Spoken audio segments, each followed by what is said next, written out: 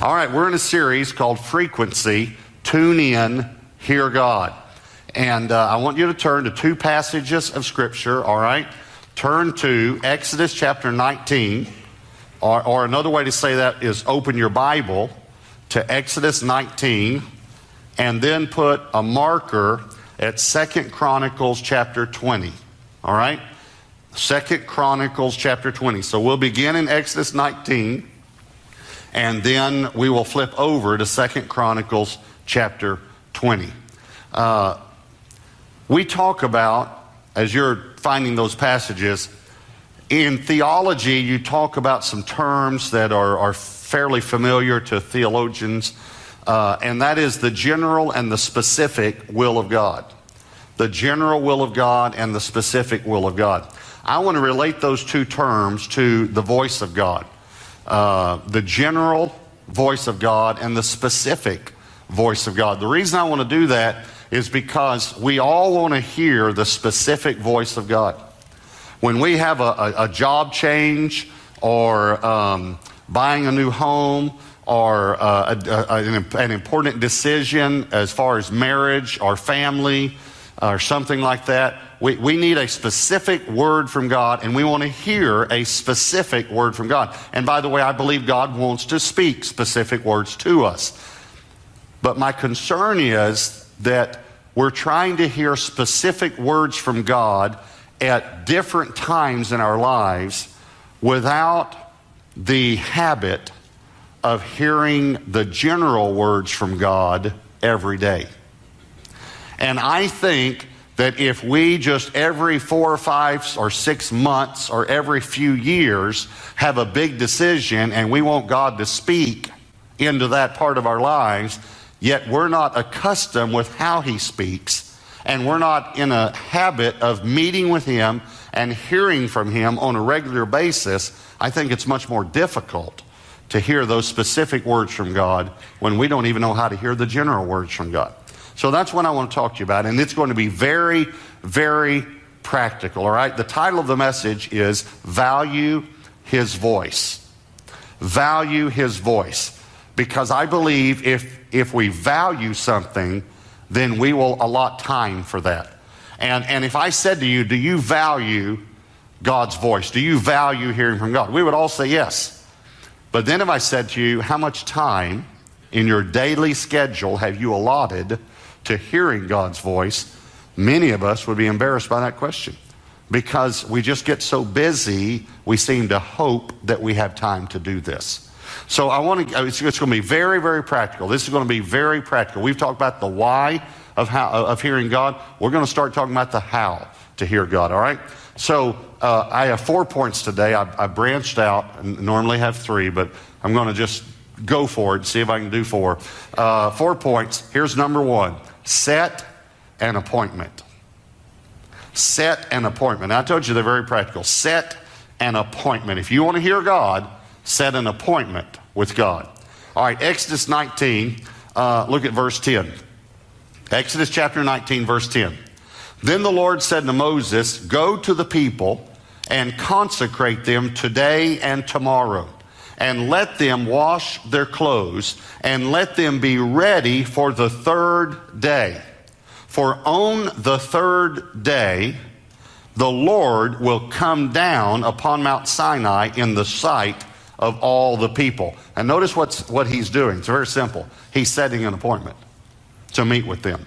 And then if you look down at verse 19, it says, and when the blast of the trumpet sounded long and became louder and louder, Moses spoke, and God answered him, now watch this, by voice. See, here's what happened. God said, I want to speak to the people. And He didn't just say, gather everybody, let's get ready. He said, get them ready. Let them prepare to hear the word of the Lord. Now, I'm going to make a statement. I hope you're taking notes. I want you to write this statement down. God comes to a prepared atmosphere. When you look through the Bible at the times when people had encounters with God, if you look, there was a preparation before that encounter in many instances. God comes to a prepared atmosphere. Now you just think about how much we prepare around here at Gateway Church to meet with God on the weekends. And think about what would happen if you came one weekend and no one greeted you when you came in. There were no greeters. You went to drop your children off at one of the classes and there were no teachers at the children's classes. The lights weren't even on. And you came in the sanctuary and there were no instruments. There was no worship team getting ready. There were no ushers to help you find a seat. There were no bulletins. And I was here, but I wasn't up here and I didn't have any notes. And we said something like this. Well, we just felt like that we'd let the Holy Spirit lead. And really, there are many, many churches that don't put a lot of preparation into the weekend services, and they blame poor preparation on the Holy Spirit. Well, let me just tell you, the Holy Spirit is not that disorganized. The Holy Spirit can speak on Tuesday what he wants to do on Sunday.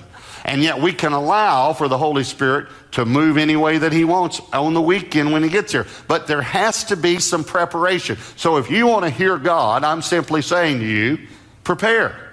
Prepare to hear God. And here's the number one way. Set an appointment. If you don't set an appointment to meet with God, now this is going to sound kind of strange, but if you don't set an appointment, you'll miss it. If you don't say, you say, well, how could you miss it if you don't set it? That's the whole point. If you don't set an appointment to meet him, you'll miss him. And here's the amazing thing. We set appointments with people. We set appointments with people we don't even like. And yet we don't set an appointment to meet with God. The most important person we could meet with. Now, let me tell you how to set an appointment. I told you this is going to be very practical, all right? Set a time and a place.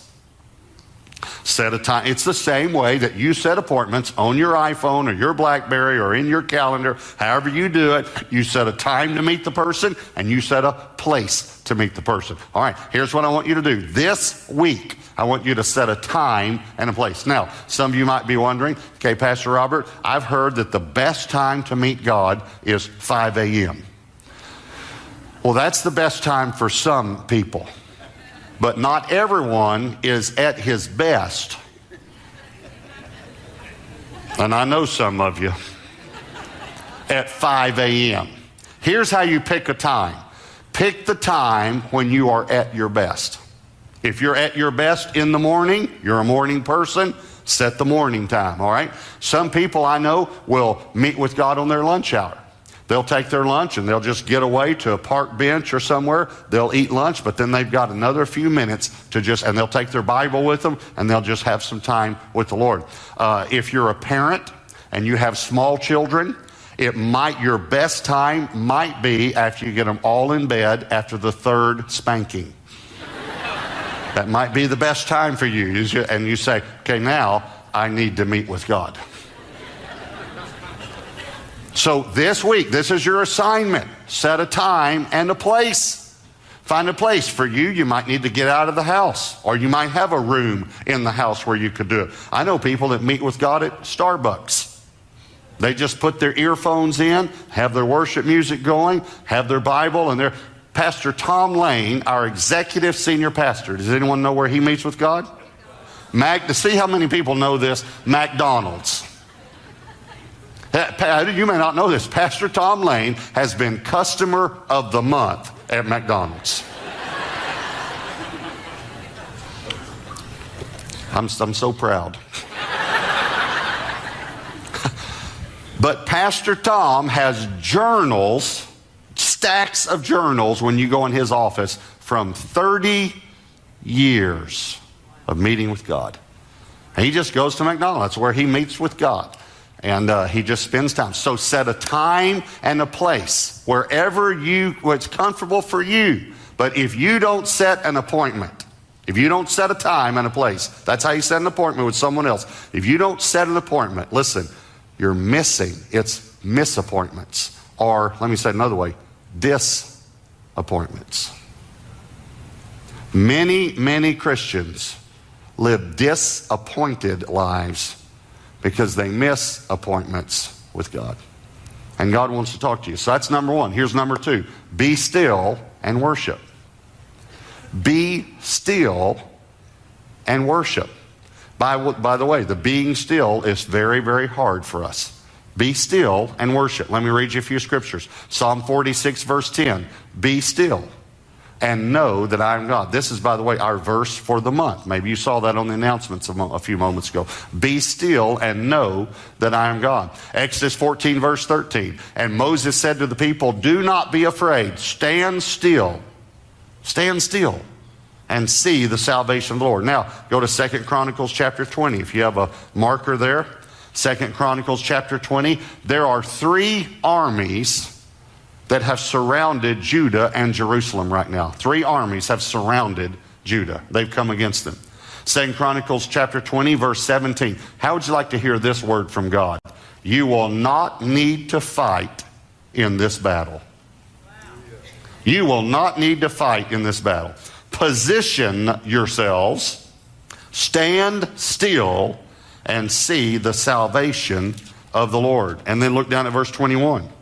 This is talking about the king. And when he had consulted with the people, he appointed those who should sing to the Lord and those who should praise the beauty of holiness as they went out before the army. So they put the singers on the front row before the soldiers. Singers before soldiers.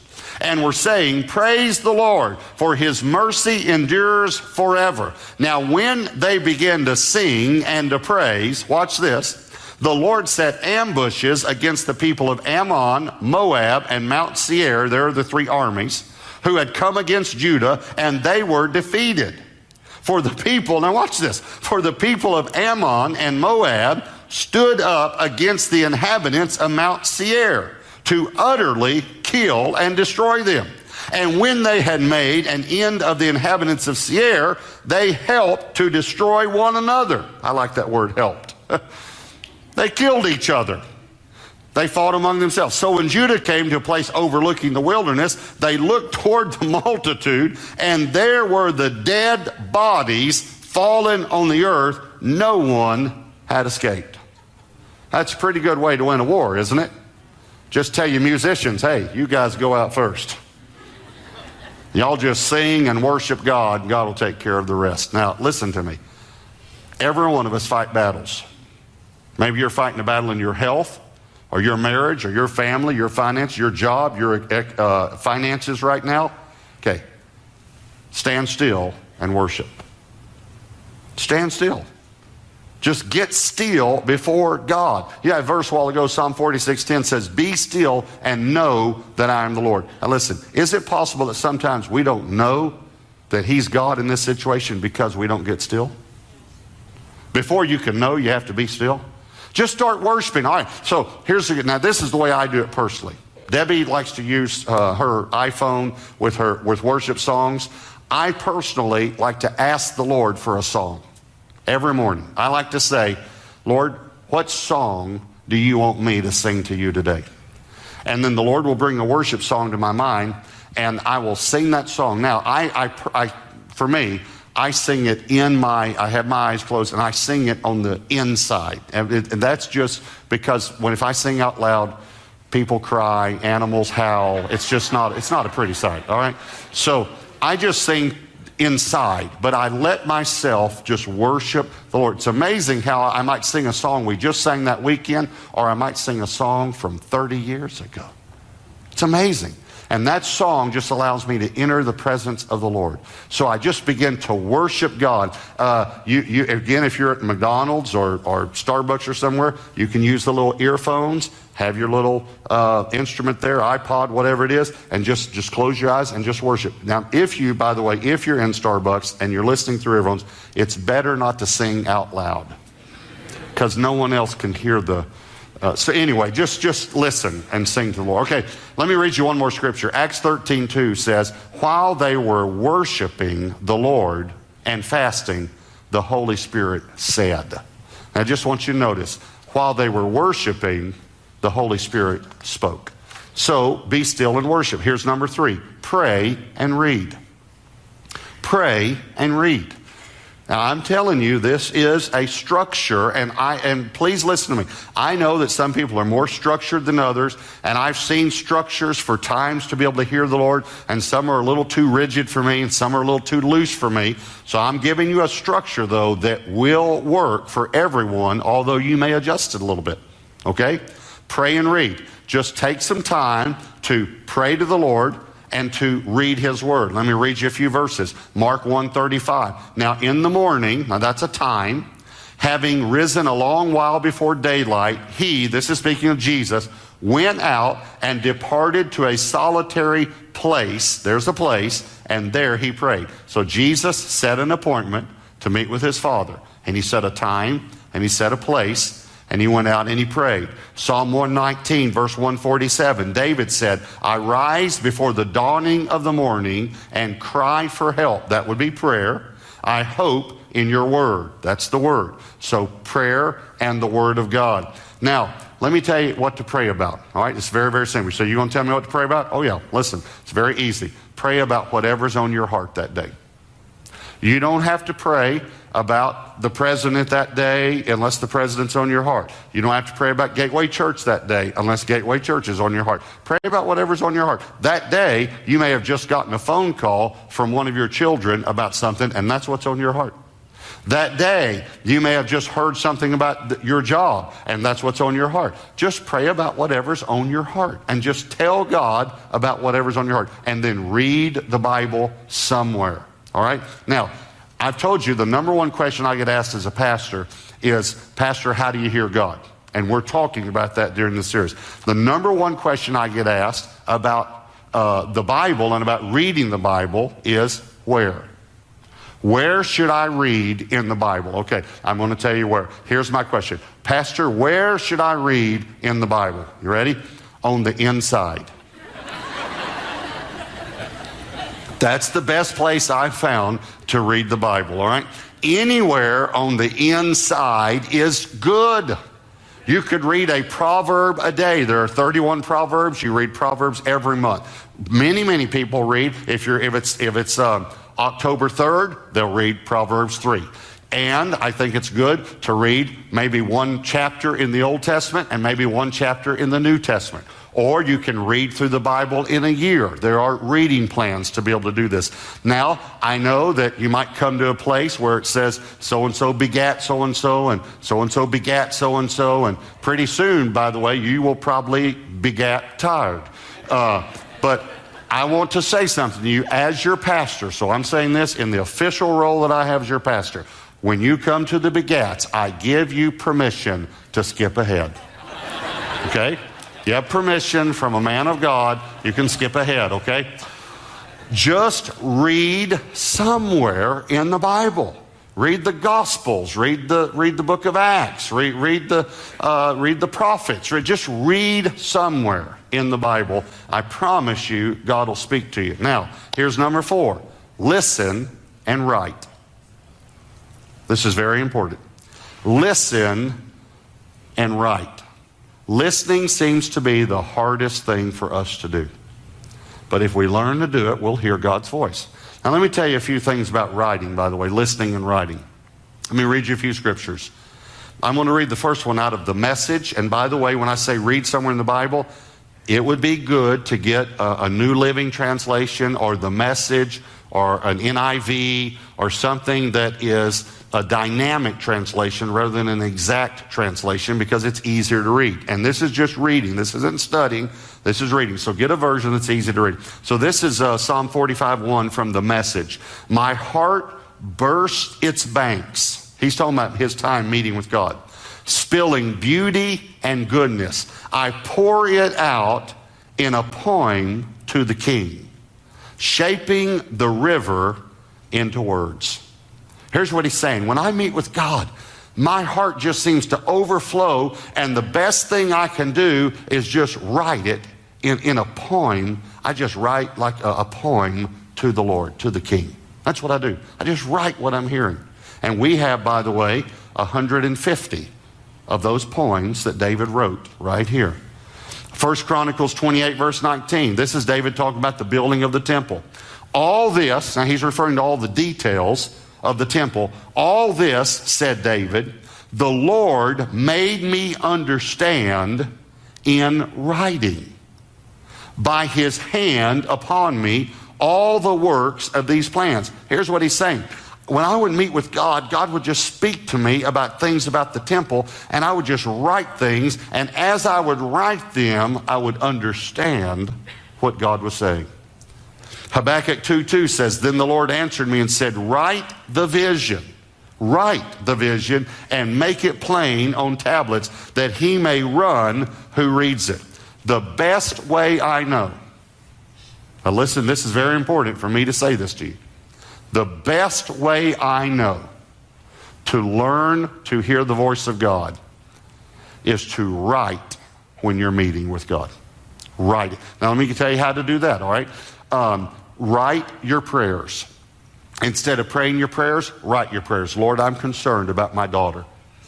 You know that she seems to be going a different way. I pray that you will bring friends around her that will encourage her in the Lord. I pray that, God, that the friends that would drag her away, that you would get them out of her life. I pray, Lord, that you will bring back the remembrances of her memories of going to church and your presence. Just write your prayers, okay? So write your prayers. Then write what you think. This is important. Write what you think God's answer would be to your prayers. You say, well, how do I know it's God? It's really, don't worry about that. What do you think God's will is for your daughter? I love your daughter. I want to see your daughter come back. I will answer your prayers for you. Just write what you think God is saying in answer to your prayers. And then here's another thing you can write. Write what you think God is saying to you through the scripture you read that day. Let's say you read one of the Proverbs and it talked about how a wise man seeks counsel, and a wise man holds his tongue, and a wise man learns to control the words that he says. So you say, I think the Lord is saying to me that I should seek counsel in the decisions that are facing me, and that I should learn to speak wisdom instead of foolishness. And you just write these things. Listen to me, after a while, you'll be surprised. You will be shocked at how fast you won't even be able to keep up. And many of you have had this experience. God's speaking to you so fast, you can't even keep up fast enough to be able to write what he's saying to you. And then years from now, you'll have volumes. But here's the thing, not just the volumes, you will look back and see how God directed your life.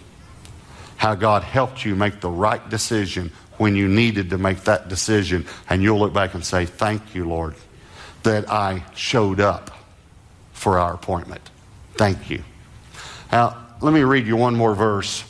1 Samuel 3 verse 1 says, now the boy Samuel ministered to the Lord before Eli, and the word of the Lord was rare in those days. I want to zero you in on the word rare.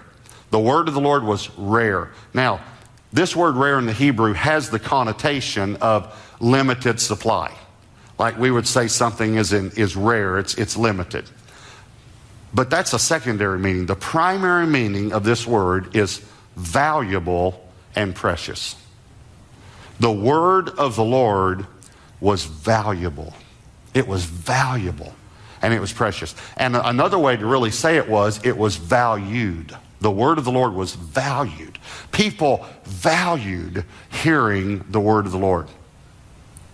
Now I want to ask you something. Do you really value hearing God's voice?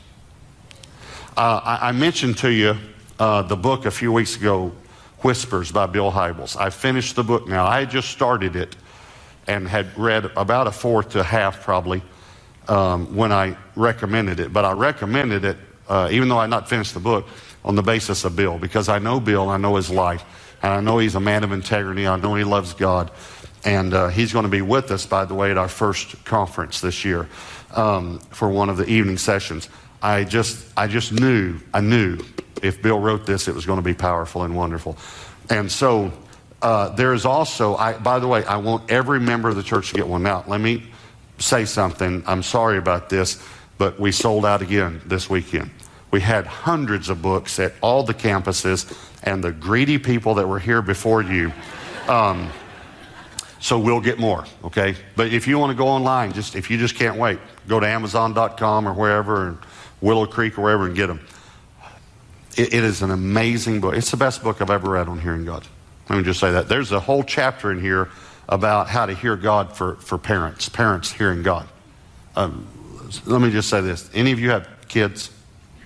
Okay, if you have kids, you need to hear God. You really need to know how to hear God. So it's awesome. So please get it. We'll have it again next weekend. But there's a DVD series that goes along with it that was, I guess, for leaders. We never had that here in the bookstore.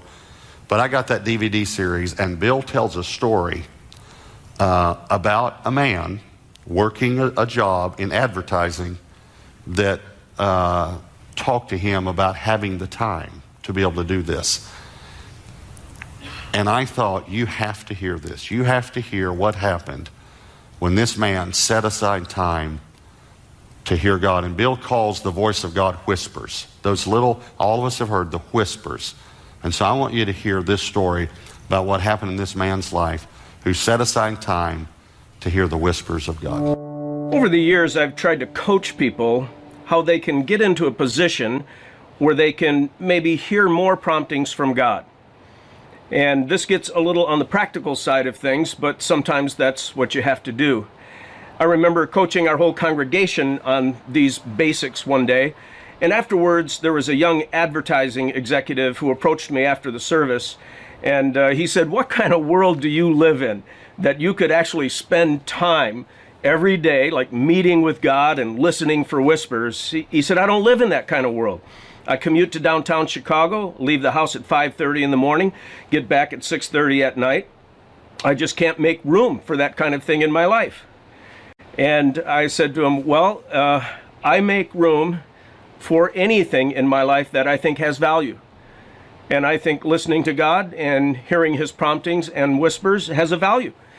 So I'm not trying to compare my schedule and yours. I'm just saying I've made room for this in my life. You've got a choice to make in your life." And he walked away. I thought maybe I'd never see him again. Many months later, he came down and saw me after a service, and his countenance was different. He just looked a little bit more centered and maybe a little less frenzied. And he said, "I wondered if you and your wife would come over to our house for a dinner." And I said, "Well, I'll have to check with the boss, but I'll get back to you." And I did, and they lived in the area. And so Lynn and I went over to their home. And we were having appetizers, and he tugged at my sleeve and he said, "Come see something I've wanted to show you for a long time."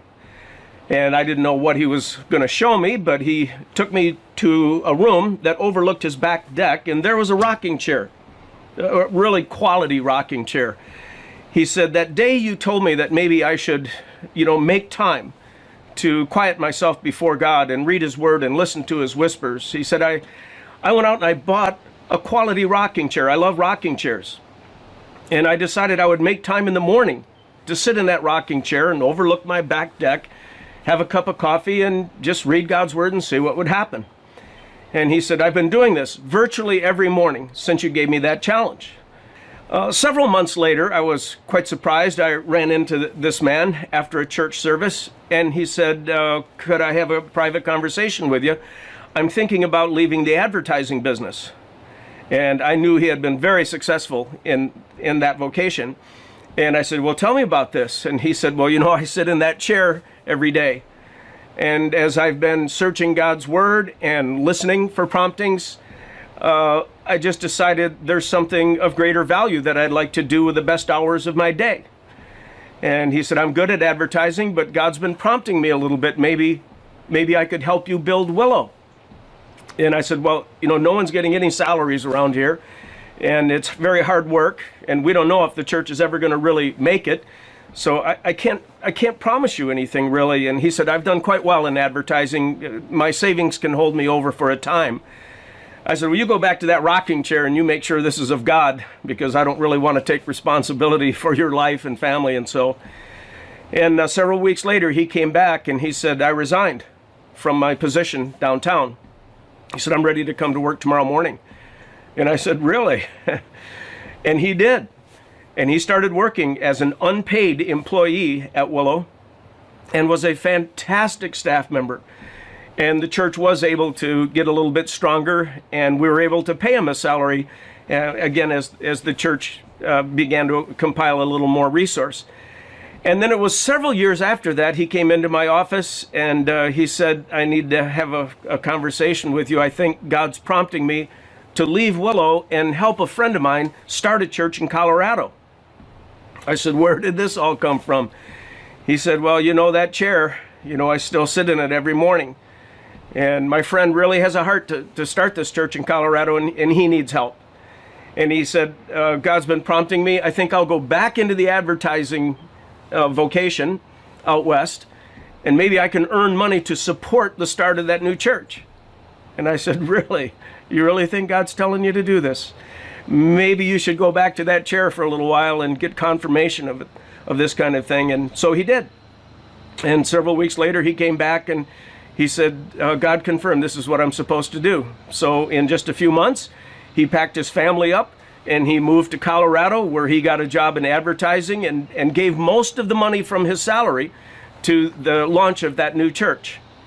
And you would think that this story has a happy ending, but it was only a few years after the launch of that church in Colorado that he was sitting in that same chair one day and absorbed a doctor's report that said cancer had enveloped his body and it didn't look good.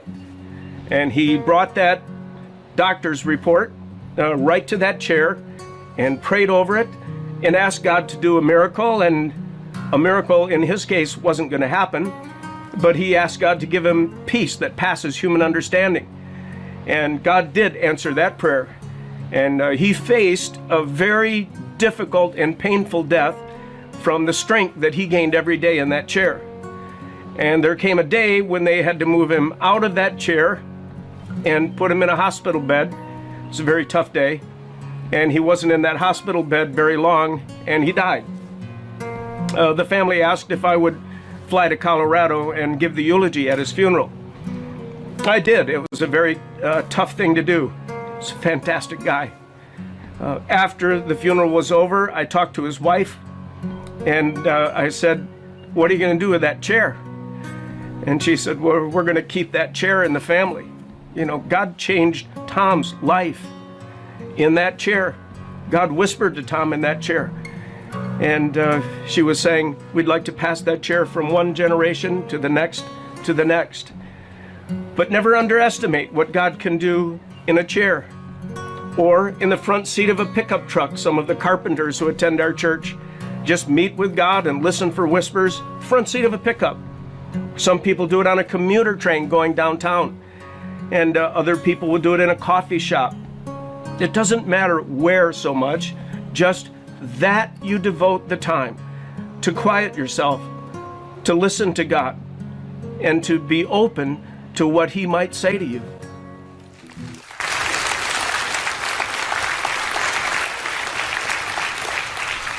God changed Tom's life in that chair. I don't know if you caught this, but He didn't just change Tom's life. He changed his kids' lives, his grandkids. He changed his whole heritage, because the years that he had still on this earth, he was able to use those years for the kingdom of God, to be able to hear God's voice and obey. And listen to me, God wants to speak to you. God wants to direct your life. You've got to give Him the opportunity, though.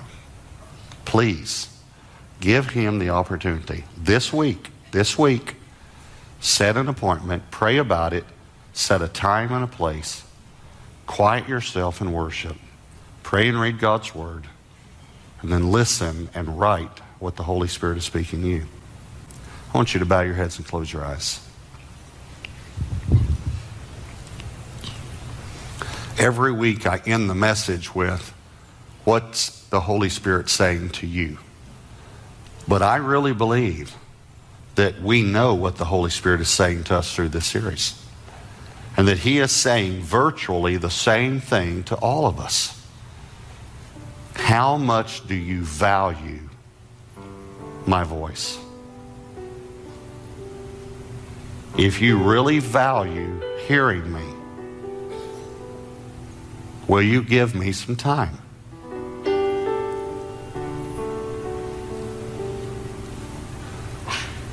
God wants to speak. The question is, do we want to hear? Will we simply set aside some time to listen to the Lord?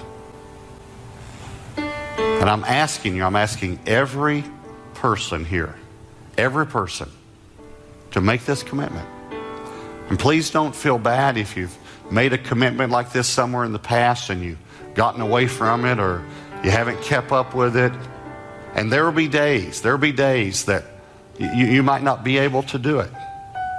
Maybe some days, but more than not should be our commitment. So will you make that commitment? And will you give us the opportunity to pray for you? If you're here today, no matter which campus you're attending, we want to pray for you. If you're going through any type of difficulty, and we all go through difficulties, maybe in your family, maybe in your marriage, maybe in your finances, maybe your health, maybe your relationship with God. Maybe you're here and you feel like you've walked away from God, or you feel far from God. We want to help you. We want to pray for you. We've all gone through that. You're not alone.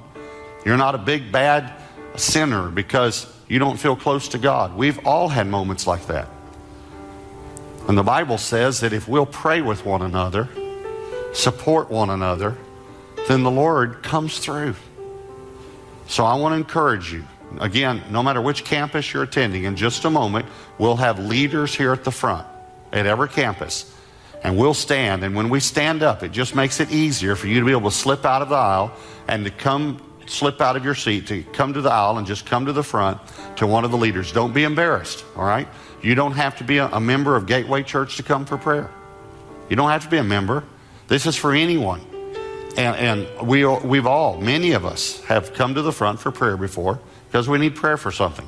So if you need prayer for any area of your life, then when we stand up, just step out to the aisle and just come to one of the leaders. When you get down here to the front, you'll see some leaders. Just walk right up to them.